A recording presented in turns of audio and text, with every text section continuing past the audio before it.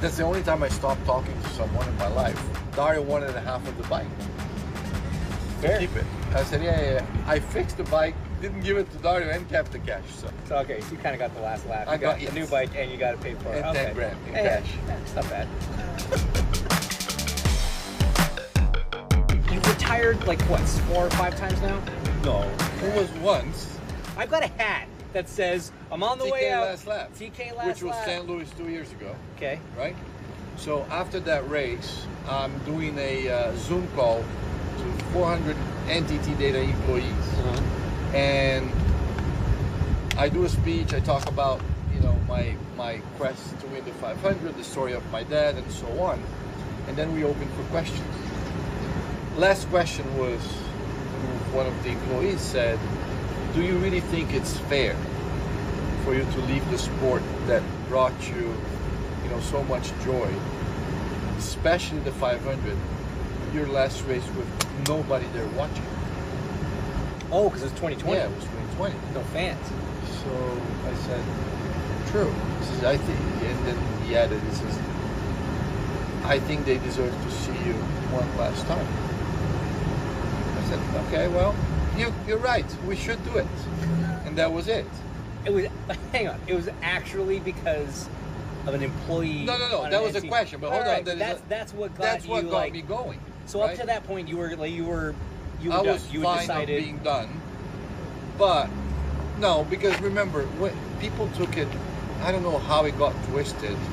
I said I was slowing down. I wasn't actually retiring. I okay, said, all right, yeah. I'm not going to do a full season anymore. Right, you're stepping back from full-time Right. IndyCar racing. So I was going to do the 5 ovals. Right, correct. I understand. But I was still going to do the 5 ovals and then maybe to do the 5. So the 500 was still in the plan. Okay. But it wasn't like, well, I'm not racing anymore. Right. Okay, so the last lap thing maybe led people down the wrong path a little bit. Well, I actually explained that I was slowing down, and some of the tracks, to be honest, to promote more, they just pretend it was. It's always the last time. It was the last time. But that's it was cool though, right? Like that's one thing I think it's really cool for drivers to like make that decision at some point. Because so few drivers get to retire on their terms anyway, right? So to make that call, do like what Jimmy did, what Jeff Gordon did, like what those guys, they're like, yep, this is going to be my last year. From the first race of the season, every race is kind of a little celebration to you. All the fans can come see you. That's a cool thing to get to do, right? Correct, and then I enjoyed it a lot. But again, it was definitely taken out of context when people thought I said I was going to be done. The 500 was still in the plans to do it, but I had no deal. So it was like, so might be the last one, might be not. Right. So I hang up the Zoom call. I have 2 phone calls from 2 different sponsors that were on the call saying, are you serious? I said, well, my question is, are you guys serious? And that's how it started. But then 3 weeks later, I'm on my bike at home. Shocking. On the stage, and on Was Zwift. it your 4th or 5th hour that day? Yeah, I on was your just bike? doing a long ride because I was getting ready to do the Ironman. Yeah, we'll get to that. Because it was the year that I was retired. And Jimmy Johnson calls, and I pick up the call and says, hey, what's up? I said, hey, I'm on my bike, and we always talk about training and stuff. He says, hey, I have a crazy idea. I said, what is it? He says, I want to race IndyCar. I said, that's so cool, man. So I'm still thinking he's calling me for advice. Right. And he says, but I'm not doing ovals. I'm like, what are you talking about? Seems kind of I backwards. mean, come on. I thought maybe you're going to say you're only doing the ovals. Right. He said, no, I can't. My wife and I, and that's the only way she can let me do this. He said, okay. He says, well, I want you to run the ovals with me. I'm like, okay. We'll share a car. And that's how then we orchestrated it, which was awesome because I know you love that part of the business too. Since 2011, when I got fired, I promised myself that I was never going to be in any team owner's hand ever again. Right. And I set myself up for that. And we started working, and it was really quick, really. I mean, I think it was a great combination. And the sponsors jumped in, and we signed a 2-year deal. He came here last year to watch the race, and I knew he was going to race this year. So, it was pretty clear pretty early that it was like, no way. They got the aero screen now. They're a lot safer. I think maybe we do this. So at the end of the year, it was a 2-year deal. I was doing the ovals, and he was doing the road courses. Right. And then we sat down, and then I was like, no, man, I mean, you deserve it. Come on. It's like, you sure you don't mind? I said, well, But I wanted to do the 500. So we talked to the sponsors, and we were able to accommodate everybody. And everybody's happy. Obviously, I picked up many other things. I'm doing stock cars in Brazil. I'm doing the SRX. I'm being extremely busy. So it worked out perfect because last year I missed a couple of stock car races. Right. To do IndyCar because it was the priority. So I'm happy with it, and he's happy with it. Yeah. Everybody's happy. Love that. I love that your schedule is probably like busier now. I had 23 races this year. 23 races. You know you used to only do 17. Right. Right. So you're slowing down. How's that working out for you? I mean, I said I was slowing down in IndyCar. I didn't say I was slowing down. But that's a good question. Like, did you want to? You obviously didn't want to do less. You weren't ready to like spend weekends at home necessarily. How do you arrive at this decision? So, like you said, I didn't want to retire. I mean, I didn't want anybody to retire me. Right. And I can, we're pretty smart. You can see it coming. I know you saw it coming. Obviously, you had other choice to make, and so I'm like, you know what?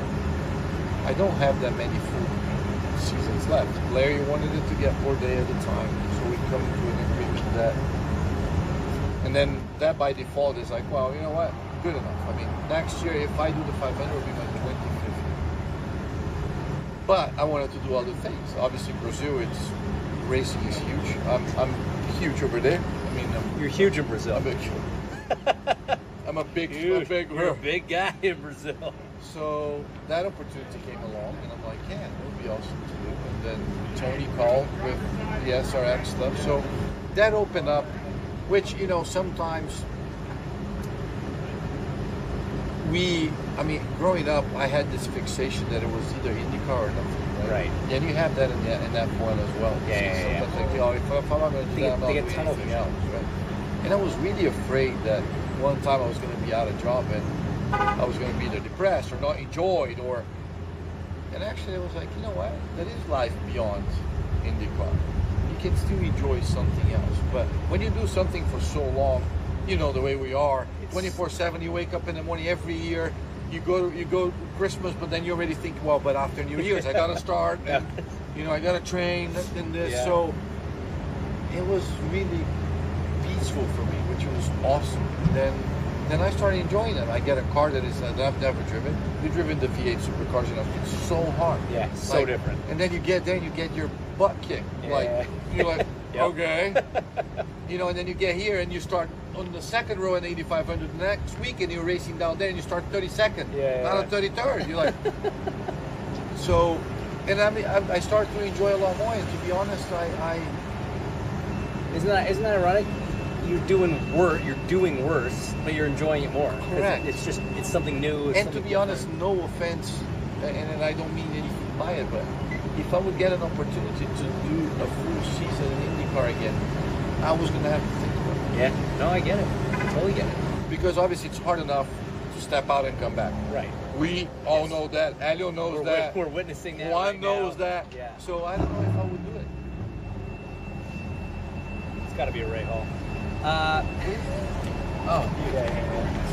So the Brazilian stock car thing was never that was never on your radar as something I want to do one day. I've always expressed that I wanted to do it, but I wasn't ready to do it because I had a 2-year deal signed to do 5 IndyCar races. So I'm like, nobody's going to accept that I miss. Obviously IndyCar was priority. And when they called me, it was end of February. The championship started at the end of March. It was a month before the championship started. Rubens called because I'm his teammate. Bye, Graham. Look at that. Bye, Graham. Rubens calls and says, hey, we have this opportunity. I said, well, here's the deal. These are the dates that I can make it. Stock Car Brazil, the CEO saw the value of having me. So basically now, today, we have me, Felipe Massa, and Rubens Barrichello in the same series. And you talk about since Senna died, we're the only 3 people that delivered. Apart from Elio. Yeah. Did I hear that? Is PK Jr. in that? And PK Jr. So is that. All these guys with, Basically, you make the biggest names in Canada and you put everybody to race it. So it was huge. Wait, Elio and what? Bruno maybe? Senna? That's the only people we're missing. Who else? Yeah. That's it. So he called and I said, look, this is my schedule. And they actually moved the schedule around. Must be nice. That I wouldn't miss I would miss more than one race. And then I did. And then the SRX thing came up.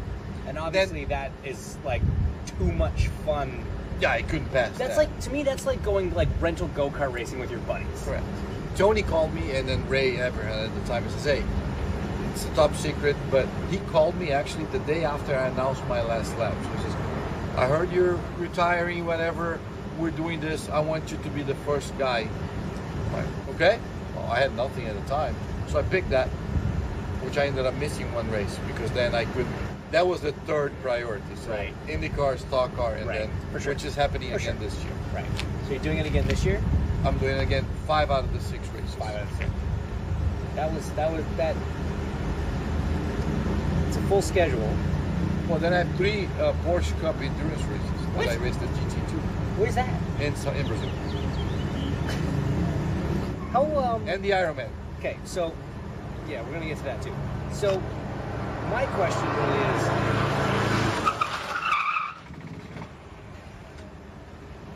Some things will never change. is, like father, like grandfather, like son, they're all the same. That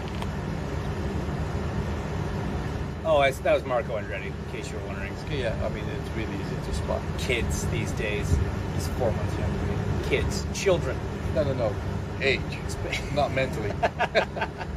Speaking of kids and children, so like, how did your wife, your beautiful, wonderful, sweet, understanding, supportive wife, how does she deal with you transitioning from a 17-race IndyCar schedule to a 23-race everything schedule? I don't want to get, I don't know what I'm going to call romantic or Sentimental or too deep into like.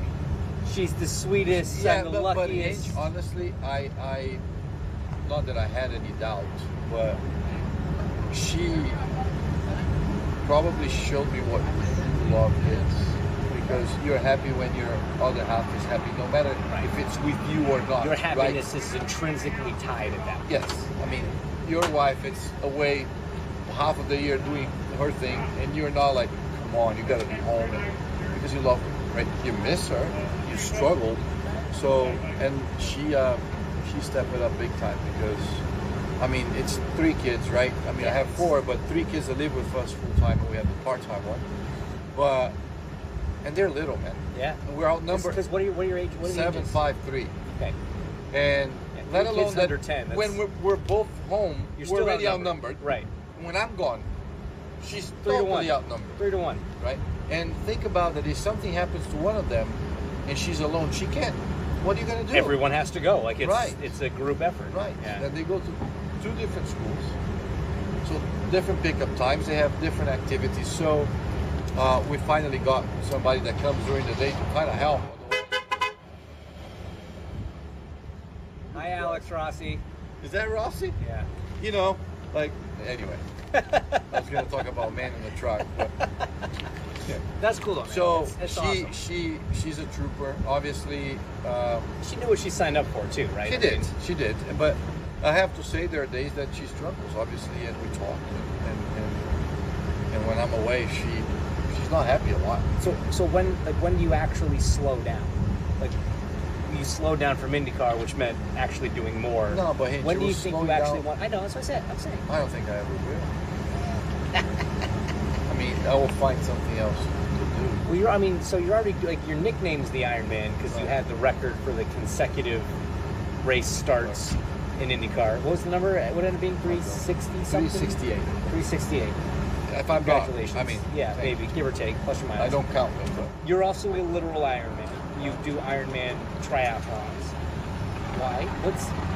So are you not busy enough? Like, or is that help like recenter you? Like, is that part of the reason? It like that gives me a purpose to wake up in the morning and go train. Like, your wife and your kids and your 3 racing jobs, your 4 racing jobs. That doesn't give you a that's a full purpose. schedule. You need another purpose to wake up and train. The Ironman was actually a product of COVID that led into this year, because No, it wasn't. Yes, Because I was slowing down. I was doing 5 IndyCar races and that's it. You did an Ironman in 2011. Right, but that's 2011. That's a long time. Was that the first one you did? And the only one. That's the only one you've done. I've done more than 15 halves. But Right. Ironman, I said, I'm only doing, it's basically like, I'm only going to race in IndyCar if I race the Indy 500. They invite me to do Hawaii. Right. And I did. So, and that was it. No, it's cool, Marco. We didn't want an invite to dinner. It's fine. No, you go without us. No, we got a thing. Yeah, thanks, though, bud. Yeah, if you could bring us back some, that'd be great. How much Ross you overcharge you in that car, by the way? Quite a bit. Quite a bit. So that was one and only time. Dan had just passed, so we kind of. I remember.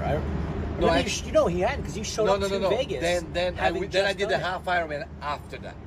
So and then I said I would never do this again. And then I've been to Kona every year since, but just to watch the race. Obviously, I have plenty of sponsors that sponsor Hoka, track, and you name it. So the year that I said I was going to do only 5 IndyCar races, Hoka said, "Hey, we're sponsoring the Ironman." I got to fill my time up because I'm only doing 5 you have a lot races, of time to train. So let's train. Come on. And I said, "Yeah." And then you added 18 more races. No, but then COVID hit. Right. So they postponed it for 2 years. So now here I am. So this has been an ongoing thing for the last 2 years because you can't stop training. No, I've been you assume it was always so. You've basically been training at Ironman triathlon levels for the last 2 years. 22 hours a week. Which you know that because I get to the gym and I'm not bragging. You get to the gym at 8 o'clock in the morning. You've already been working out for 3 hours. Yeah, no, you make us all feel super cool. 22 hours a week. No, it's neat. We're sat here obviously in the bus lot, and you have some of my favorite stories of bus lot pranks. And I know what my favorite was, but I'm curious as to what your favorite prank that you've pulled or even that you've heard of. You don't have to necessarily been involved, but like you guys lived in a time where there was some pretty awesome pranks. Yeah. I mean, I don't know what's your favorite, but I can name lately. You guys did a pretty good one last year or the year before with Kanaan. With the golf cart tires? The golf cart tires. Yeah, that was all right. But there's your boy right there. You're popular, man. Thank you. Appreciate that. Marcus Ericsson. Throw yours on here, bud. So I have to say, I'll pick one that probably a lot of people don't know. We had a Japanese driver called Hideki Muta. Okay, yeah. And it was his first year, his rookie year. So, I mean, I talk about that all the time. So, barely spoke English, very polite, very, very Japanese. Yeah. Extremely polite. Yeah. So, he went to one of the sessions during the day. I found his keys for his MDX. Okay.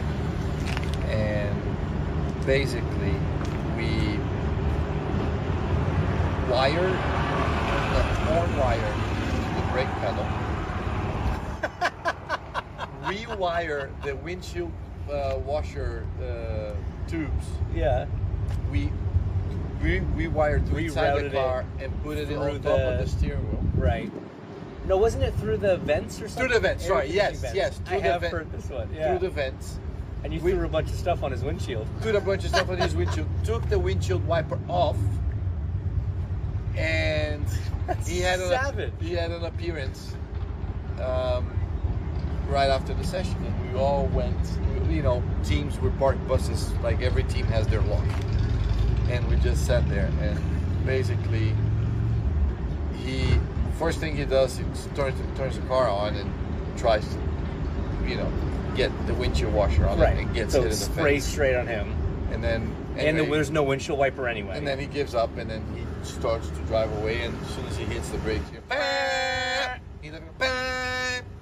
and he actually was late for the thing, so he drove.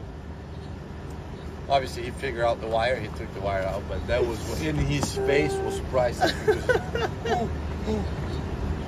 Like shows up late, covered in windshield washer fluid. Didn't speak English. Angry. Oh man. So anyway, that was one of them. Probably I haven't, told the story in a while. That's a good one. I had heard that one. I forgot that one. My favorite was still when they sawed your bike in half.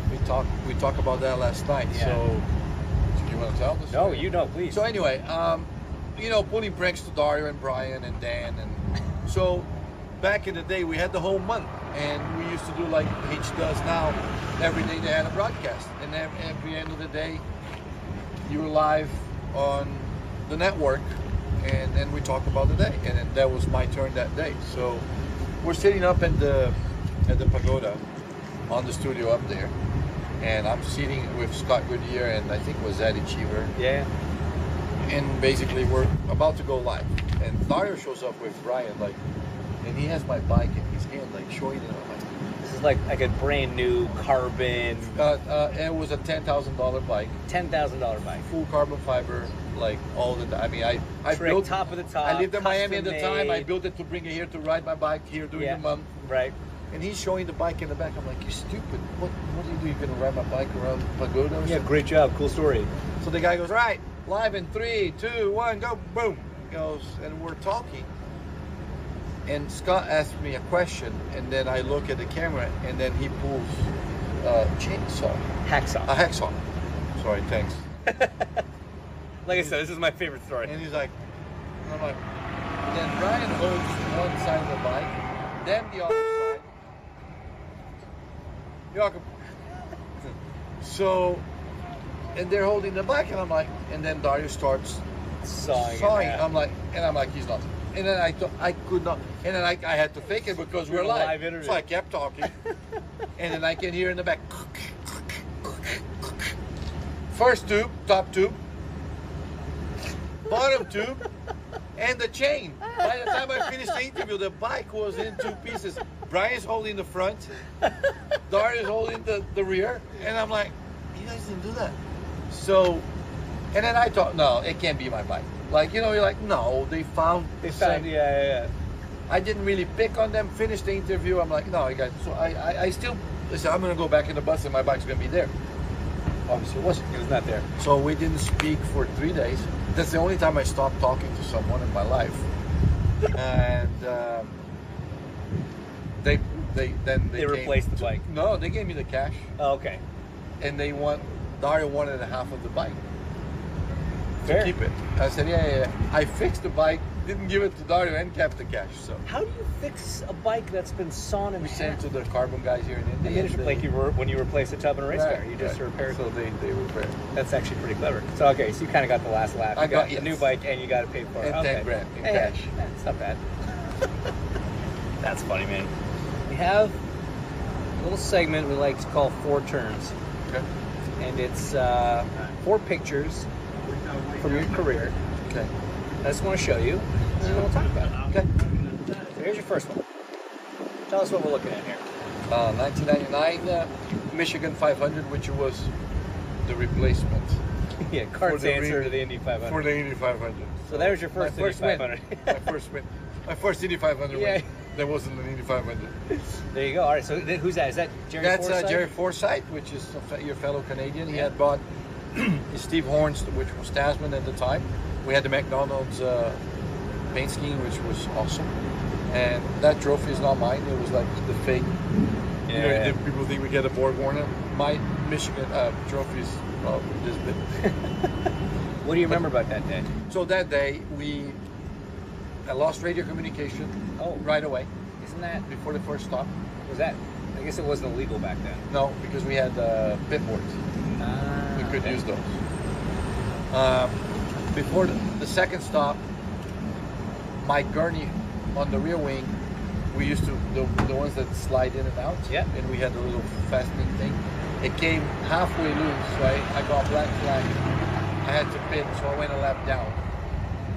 And because I went a lap down, we actually refueled, and we're good to go. The distance, but no radio, no communication. The guy that had my board kept waving the board, which is the worst thing is to keep it, but I couldn't. So we pitted, we came out. I knew it was P2.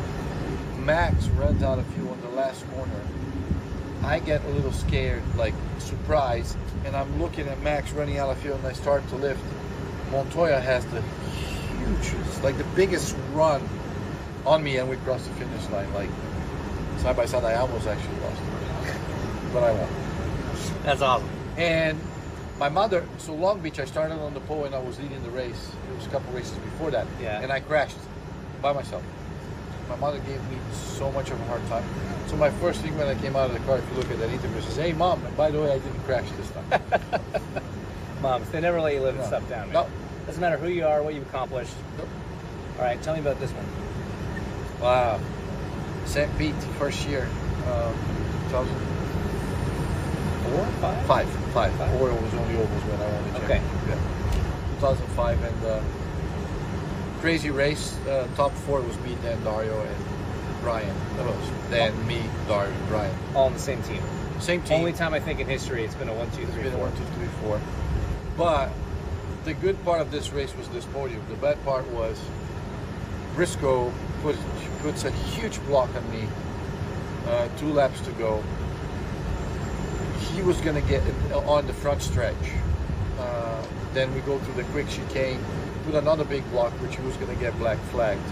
Is this back when you weren't allowed to like defend the inside? Defend the inside. Okay. He did it twice, and I found out later he was going to get black flagged. But then I get to the back stretch, and I pass him on the inside, but he kind of turned on me.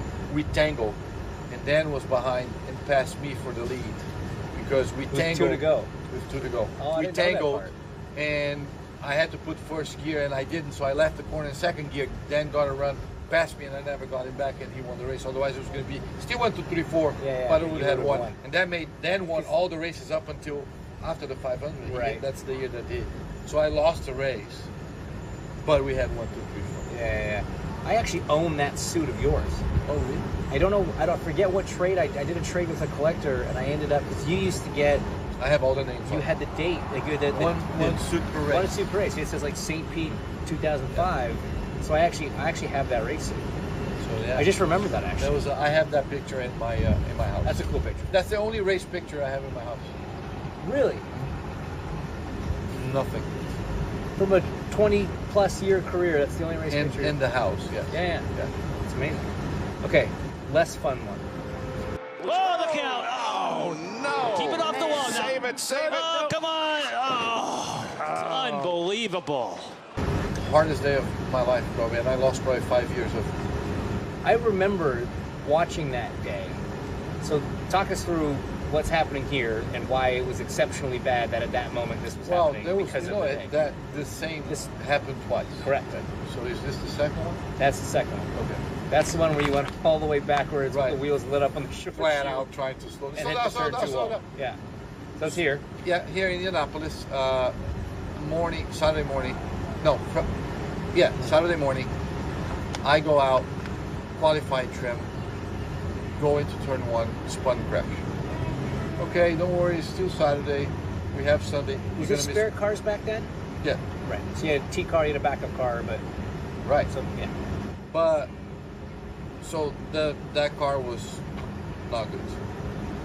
So we gonna get to the backup car, but it was towards the end of the day, so don't worry, we'll qualify tomorrow. Fine. No. We fixed that car. So we don't want to get the backup car because the body work, then the wheel bearings, blah, blah, blah, blah, blah. So we're going to fix it, but we have to fix it overnight. Okay. And you run in the morning, you'll be just fine. We're fast. We're so fast. I said, okay. So wake up Sunday morning, we do an install lap. The guys had worked all night. I come in, he says, okay, now you can go. I go out, and first lap, go to turn 1, bottom out, spun, backwards, full throttle, and crashed into turn 2, demolished that car. As a matter of fact, what happened, the guys worked all night, and we had to go 8 flats up on the right side. They went 8 flats down. It was the weirdest spin I've ever seen. Yeah, here. I mean, it was not. It was so late in the corner. It was so quick. Yeah, it was like so bizarre. At bottom, and so it was a. Like you spun in 1, but you didn't hit anything until 2. Right. Like because that's how late. Spin in 1. That's how late the spin was. The wall wasn't correct. Even. Yeah. So then that car is done. So now we have to qualify. We actually had more than 33 cars. Backup car. All right? Get the backup car out. I mean, could not. Like it, 4 miles an hour slow. Yeah. All day. Trying to, and then we were going to be out. So Hunter Ray stopped running. We took his gearbox, put it in my car. we got the front wing of Hideki's car, which was, remember back in the day, I still don't know if that's true or not, but they measured the front wings, and that front wing was good. So we pieced that out, and on my last attempt, I qualified. I made it in. We call it the Franken car. The Franken, yeah, because you had bits and pieces of all these different cars. Yeah, because it was the bodywork.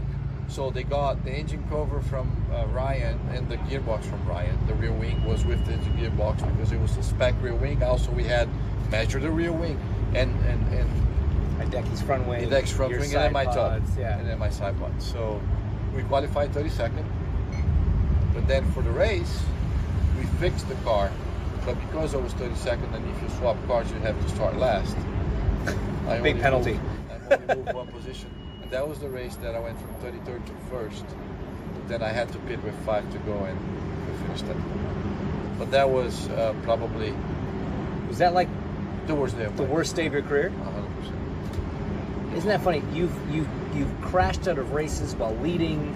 You've crashed and broken bones. You got stabbed by a piece of suspension. The suspension came in my butt. Just like me. We share that. We share that unique distinction. But that is still the most difficult day of your career because of what this place Hinch, means. I don't know. I can't imagine, because I've been really close to it. But you've been there. So you're probably the best guy to tell. Because you know what? If that would have happened, look how many things would have happened. The consecutive starts we had stopped. Yeah, good call.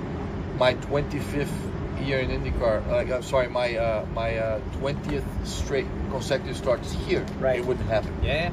And so True. on. Yeah, that's a good point. So. Never thought about that. Yeah. But I did not think about that at the time. Of I course, just think yeah. about making Yeah. a car that I was capable of winning a race. Who was not going to make the race? It's crazy. So, yeah. That's this place, man. This place is weird.